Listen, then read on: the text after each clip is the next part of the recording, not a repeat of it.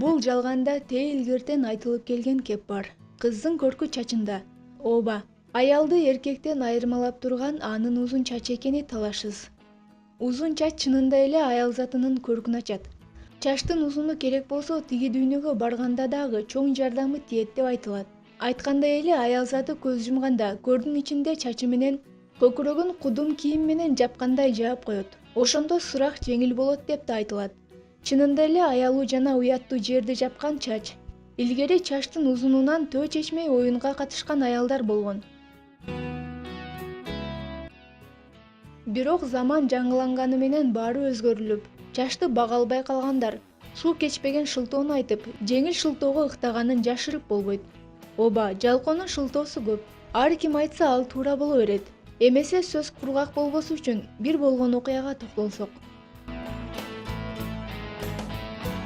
Нуркамил байдын жалгыз баласы.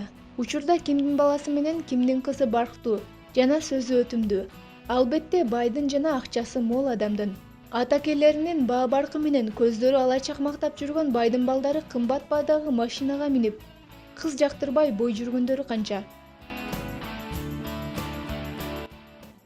Нуркамилдин жашы 30га чыкса дагы ал бойдок. Мунун себеби оюндагыдай кыз таппай жүргөнүн жашырып болбойт.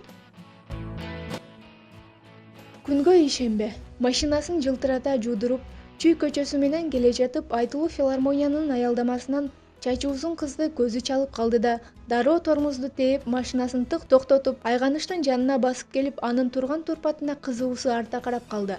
Баарынан кыздын узун кара чачы көзүнө бир укмушта жагымдуу көрүнүп, кадамын алдыга таштап, кыздын жанына келип, капчыгынан бир купюра 1000 сомдукту алып чыгып, кызга сунду да: "Чоң кыз, сунган колду суутпай алып коюңуз. Мага сиздин чачыңыз абдан жагып калды. Жакшы шампунь алып жууп жүрүңүз. Чынын айтсам, сиз чачты бага билген, кадырына жете билген жан экенсиз" деди. Дайыма узун чачтын дарегине жакшы сөз уккан айганыш күлө карап: "Рахмат, сизге чачты сыйлаганыңызга" деп жагымдуу жылмайды. Кыздын бул элеси Нуркамилдин жүрөгүндө сакталып калды. Бирок кыз көпкө турбай биринин артынан бири келген маршруткалардын бирине түшүп кетип калды. Ушул жашка чыкканча сулуунун көркү чачында экенин Нуркамил билген эмес эле. Айттың, айтып койгондой оңой эмне бар. Бирок чын эле узун чачтын дагы түйшүгү, аны күндө эринбей тарап, жууп турган канча убакыт алат. Азга турган Нуркамил машинасына олтуруп, кыз олтурган маршрутканын артынан айдады.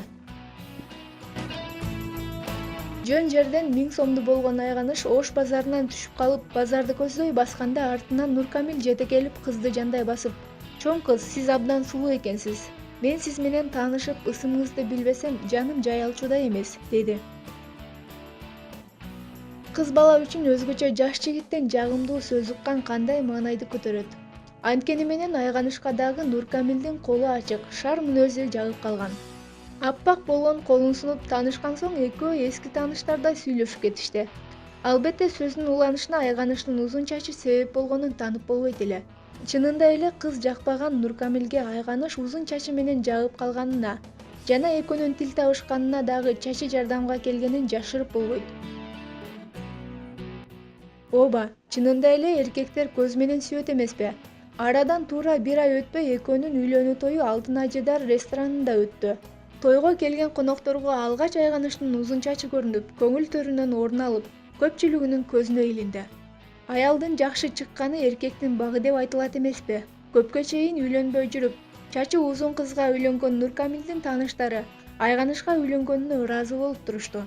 Бул жашоодо адам баласы дайыма кооздукка арбалар үчүн. Той аяктаганга чейин баары кыздын чачынан көздөрүн алышкан жок.